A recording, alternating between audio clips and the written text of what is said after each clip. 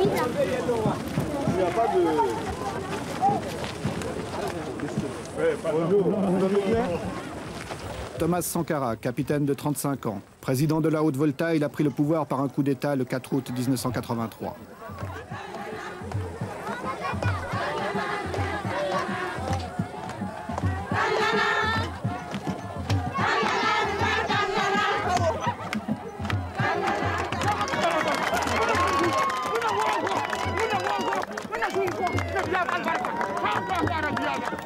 C'est parmi les couches les plus pauvres de la population qu'il compte ses plus chauds partisans.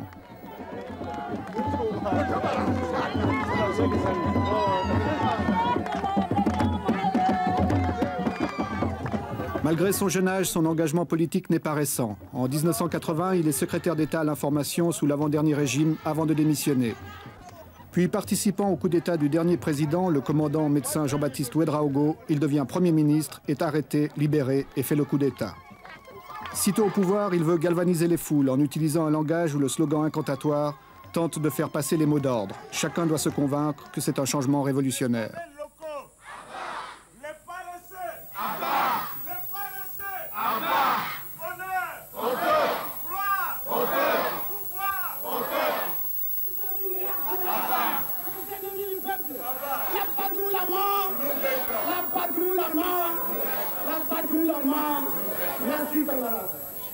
À Pau, les gens sont venus très nombreux pour lui apporter leur soutien.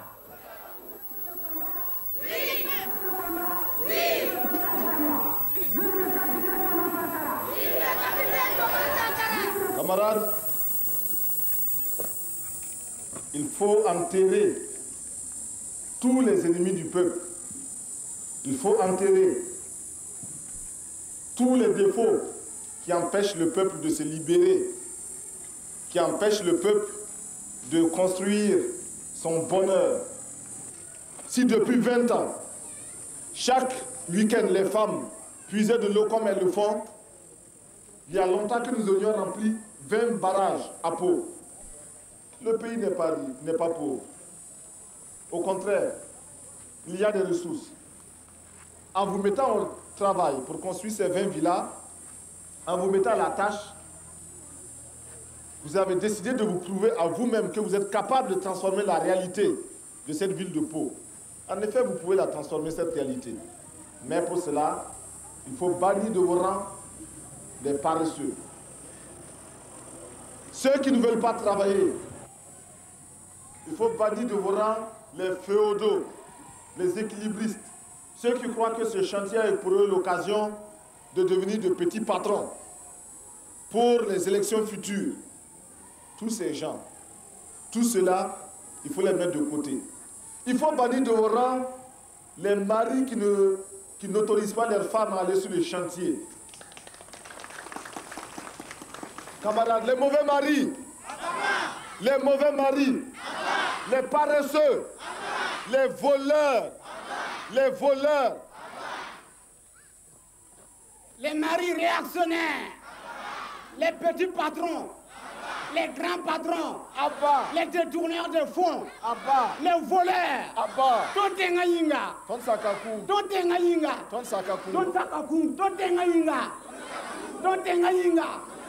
vive la révolution, vive le capitaine Thomas Sankara. On ne peut pas se développer sans mobilisation. Nous ne pouvons pas nous développer si le peuple lui-même ne prend pas son destin en main. C'est le peuple qui doit construire le pays. Ce n'est personne d'autre. C'est 20 villas aujourd'hui. Demain, ça sera 20 écoles. Ça sera 20 dispensaires. Ça sera 20 maternités. Et chaque année, ce sera comme ça. Camarades, l'impérialisme, le colonialisme,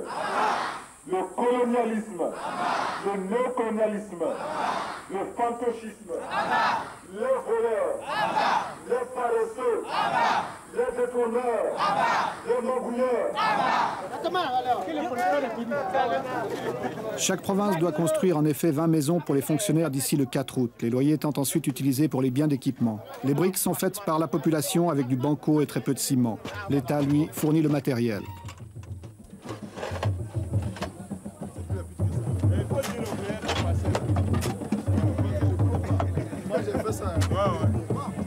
Afin d'entretenir le moral de ceux qui travaillent, le capitaine Sankara multiplie les visites de ses chantiers en mettant chaque fois la main à la pâte.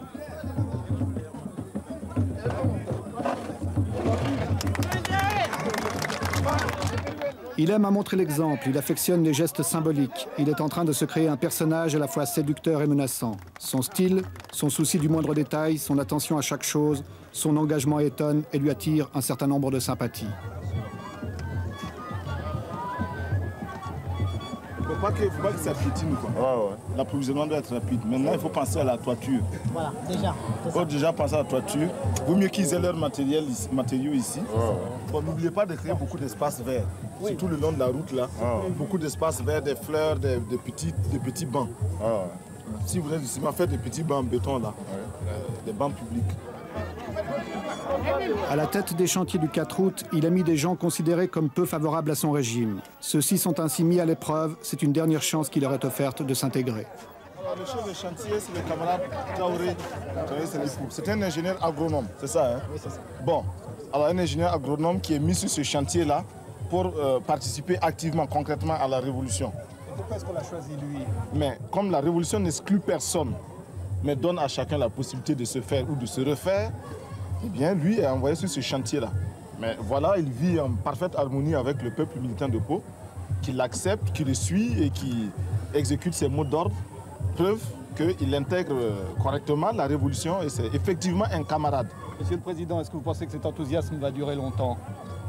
Aussi longtemps que les populations commencent à se convaincre et à percevoir qu'elles-mêmes peuvent transformer leur situation et peuvent améliorer leurs conditions. Au début, c'était des mots, ce n'était que des mots et une adhésion euphorique. Le doute avait commencé à s'installer. Aujourd'hui, il est évident que dans ce bâtiment-là, qui se construit petit à petit, grâce à l'engagement des populations, ce bâtiment-là est la preuve que la révolution apporte effectivement quelque chose de qualitatif. Merci. Pour surveiller et encadrer le chantier, un commissaire politique a été nommé. Il peut s'appuyer sur les CDR, Comité pour la défense de la Révolution, formés surtout de jeunes très actifs. Dès son accession au pouvoir, le capitaine Sankara a effrayé certains milieux qui le considèrent comme étant l'homme de Kadhafi, l'homme de la Libye. L'homme de la Libye, peut-être que la Libye a des hommes. En tout cas, il n'en a pas ici. Et en tout cas, ce n'est pas moi. Je suis au contraire un voltaïque qui connaît ses réalités, la misère de son peuple, et qui voit aussi comment ailleurs d'autres ont eu le courage de prendre leurs responsabilités. Nous n'avons pas honte de dire que nous traitons avec Kadhafi, nous n'avons pas honte de dire qu'à certains moments, il nous a aidés à notre demande, et quand certaines de ces aides ne nous convenaient pas, nous le lui avons dit. Mais de là à dire que nous sommes influencés par Kadhafi, c'est absolument faux. Absolument faux parce que nous ne faisons pas ici ce que fait la Libye. D'abord, Lord Volta n'est pas la Libye. Ensuite, moi, je ne suis pas Kadhafi. Les voltaïques ne sont pas libyens. Cela est très important. Nos positions n'ont pas toujours plu. Mais nous voilà nous connaissons un dilemme. Soit taire nos positions que nous considérons comme vraies, donc taire la vérité. La vérité, c'est ce que chacun de nous a sa vérité, bien sûr. Nous n'avons pas la vérité absolue. Donc, consciemment mentir pour bénéficier des grâces de ceux qui peuvent nous aider ou de nos partenaires qui sont délicats et puissants. Ou alors leur dire la vérité dans la conviction, dans l'intime conviction que nous rendons service à notre peuple et à tout autre peuple. Aux Nations Unies, nous sommes membres du Conseil de sécurité des Nations Unies. Nous recevons aujourd'hui des pressions multiples, multiformes pour orienter nos votes, pour orienter nos prises de position aux Nations Unies. Pouvons-nous nous taire lorsque l'on agresse un pays parce qu'il est petit? Pouvons-nous nous taire lorsque l'on envahit un autre pays? Nous estimons que si nous sommes aux Nations Unies et au Conseil de sécurité, et si nous n'y sommes pas simplement pour compléter les effectifs et pour la foire, nous devons avoir le courage de dire au nom des peuples qui nous ont fait confiance, car il s'agit de vote, et la Haute-Volta a eu plus de 104 pays qui l'ont élu, nous devons représenter leurs intérêts. Et en particulier, ces pays non alignés qui ont massivement voté pour la Haute-Volta, nous devons quotidiennement, constamment, courageusement défendre les intérêts des non alignés d'une manière particulière, mais d'une manière générale de tous les peuples qui s'indignent si nous ne voulons pas que le Conseil de sécurité des Nations Unies et les Nations Unies en général deviennent une caisse de résonance manipulée par quelques tambourinaires puissants, il nous faut, nous, membres, y exercer tout notre droit, même s'il est limité du fait que quelques-uns ont un veto qui est omniprésent. Nous avons donc des pressions. Mais malgré tout, une grande puissance comme la France, comme les États-Unis ou comme l'Union soviétique, s'ils décident de retirer une partie de l'aide qu'ils vous apportent actuellement, peuvent vous mettre dans de graves difficultés intérieures. Mais c'est vrai. C'est la raison pour laquelle nous sommes obligés de lutter contre l'impérialisme et ses manifestations. L'impérialisme, aujourd'hui, sait qu'il est très important, il est plus utile pour lui de nous dominer culturellement, beaucoup plus que militairement. La domination culturelle est la plus souple, la moins coûteuse, la plus efficace. Et c'est pourquoi nous disons qu'aujourd'hui, pour renverser le régime de Haute-Volta, il n'est peut-être pas nécessaire d'amener des mercenaires puissamment armés. Il suffit simplement d'interdire l'importation du champagne ou du rouge à lèvres, je ne sais pas, ou des vernis à ongles. Cela suffit à nous renverser. Parce que la petite bourgeoisie aujourd'hui est convaincue qu'elle ne peut se passer de ces produits-là. Eh bien, il nous faut travailler à décoloniser les mentalités. Nous travaillons à reconditionner notre peuple, à accepter de vivre tel qu'il est, à ne pas avoir honte de ses réalités, à s'en contenter et même à s'en glorifier. C'est bien si les autres vivent comme cela, mais c'est normal que nous vivions autrement. Nous l'avons choisi.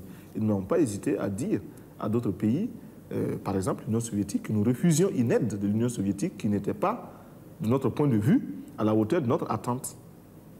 Nous nous sommes expliqués et je pense que nous nous sommes compris. Mercredi, jour de réunion du Conseil des ministres. Ceux-ci s'y rendent dans leur nouveau véhicule de fonction.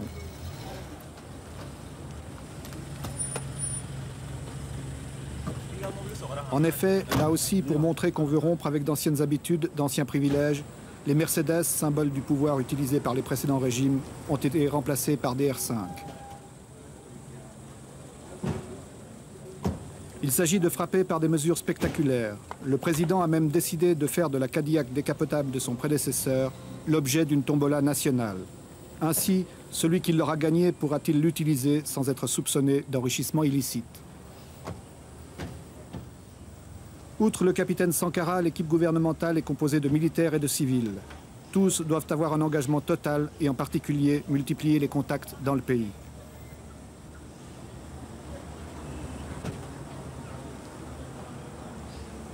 Tous les ministres civils ou militaires sont armés. Ils ont reçu une Kalachnikov que certains emportent même aux réunions du Conseil. Chacun a d'ailleurs suivi un entraînement militaire pendant quelques jours. La vigilance est de mise pour chacun dans un climat d'insécurité. Autre mesure de précaution, les lieux où se tiennent les conseils des ministres changent constamment. Ils ne sont connus qu'une demi-heure avant l'heure prévue. Le travail des ministres est chargé. Le programme qui est proposé aujourd'hui est austère, difficile. Pour toute l'équipe gouvernementale, il va représenter un effort considérable. Là aussi, chacun doit avoir ses dossiers bien préparés, bien étudiés. Le capitaine veille à l'engagement de chacun de ses ministres. La révolution, si elle promet un avenir radieux, elle part d'abord de sacrifices permanents. Et ces sacrifices, nous sommes décidés à les assumer. Et nous formons quotidiennement notre peuple à les accepter. Nous savons qu'ils sont lourds, très lourds. Ces sacrifices, nous avons demandé aux fonctionnaires de renoncer à une partie de leurs indemnités, parce qu'ils sont des privilégiés. Cela, vous vous en doutez, ne peut pas être bien accueilli partout. Ces sacrifices, nous demandons aux voltaïques de se mobiliser. Si ailleurs, si dans certains pays, on a pu détourner un fleuve, en Volta, nous pouvons bien le faire parce que nous avons des bras aussi vigoureux. Ces sacrifices, nous les imposons au gouvernement, aux membres du gouvernement auxquels nous imposons un rythme de vie, un train de vie très modeste. Nos ministres ne sont pas autorisés à voyager en classe première, en première classe dans les avions. Ils prennent les classes touristes. Et même quand il est possible de les faire voyager par les avions charter, nous le faisons. Nous avons suspendu pour une longue période les brasseurs d'air, l'air conditionné dans les bureaux, etc. Nous avons supprimé les indemnités des ministres, du président, etc. Nous les avons tous ramenés à leur salaire d'instituteurs quand ils étaient instituteurs, de professeurs, de médecins ou de capitaines, dépouillés de toutes autres indemnités. Revenez. Revenez à droite. Marche. L'armée est obligatoire, mais seuls 2% des voltaïques en âge de porter les armes sont recrutés faute de moyens. Voyez la tête.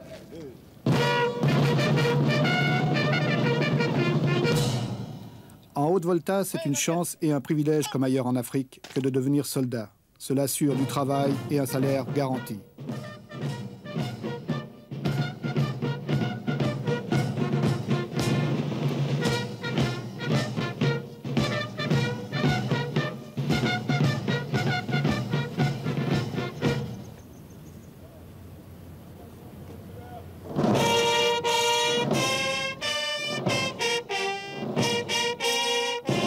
La volonté du capitaine Sankara est de vouloir mieux intégrer l'armée au peuple.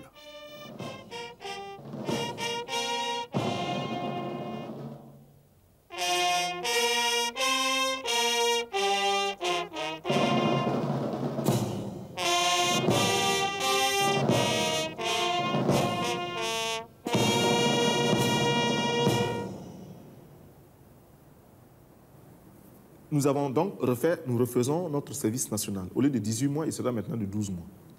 Mais au lieu d'être simple, exclusivement militaire, le métier des armes, 18 mois, et après on en garde certains, les autres sont renvoyés, non. Ce sera un service où il faudra apprendre bien sûr le maniement des armes pendant un certain temps, une période donnée, mais une autre période, à peu près les 3/4 du temps du service, ces 3/4 seront consacrés à la production. Sous l'encadrement militaire, bien sûr. Pourquoi nous faisons cela? D'abord, nous disons que la défense du peuple incombe au peuple. Et il faut que le peuple se mobilise, il faut que le peuple soit en armes, car nos ennemis sont nombreux. Tout le monde n'acclame pas la révolution voltaïque et tout le monde n'a pas entré l'âge de guerre contre nous. Et aussi, nous estimons qu'il n'est pas question de confier la défense du peuple à une minorité, si spécialisée soit-elle. Non, c'est le peuple qui se défend. Et c'est le peuple qui décide de faire la paix quand il ne peut plus poursuivre la guerre. C'est le peuple qui décide du budget de l'armée. C'est le peuple qui décide de ce que doit être l'armée. Il ne faut pas qu'il y ait une armée, une aristocratie au-dessus du reste du peuple. Nous voulons casser cela. Et même nos galons, nous voulons transformer tout cela pour que l'armée, enfin le militaire se fonde dans son peuple. Mais les militaires voltaïques auront à produire, à participer à la production agricole, plus tard industrielle, et d'une manière générale à la vie économique. Et déjà, nous enregistrons des succès, des résultats très, très, très positifs dans toutes les casernes, répondant à un mot d'ordre que nous avions lancé il y a un certain nombre, il y a quelques mois. Les militaires se sont mis à construire des poulaillers et procèdent à un élevage des poulets qui est de plus en plus intéressant. Quelle était la consigne pour les soldats? La consigne était un quart de poulet par militaire et par semaine. C'est un minimum. Nous savons que si ce quart de poulet par militaire et par semaine est réalisé, il y a une amélioration de l'alimentation. Il y a aussi un désintéressement de cette couche de salariés réguliers que sont les militaires par rapport au marché du poulet, de la volaille. Ce qui va nécessairement baisser le prix de la volaille pour d'autres clients que sont les civils. Et puis, l'effet d'entraînement, c'est que le militaire qui le fait pour lui-même, qui le fait parce que son chef lui a donné l'ordre de le faire, sera tenté de le faire pour lui-même à domicile. Et puis, forcément, cela fera tache d'huile. Bon, du reste, déjà, certains militaires ont estimé que ce mot d'ordre, un quart de poulet par militaire et par semaine, n'est pas suffisant. Et ils font un demi-poulet. Et il y en a même qui prétendent qu'ils feront un poulet par militaire et par semaine. Nous ne demandons que cela, parce que la révolution, c'est aussi vivre dans l'opulence, c'est vivre dans le bonheur, mais le bonheur et l'opulence pour tous, non pas pour quelques-uns.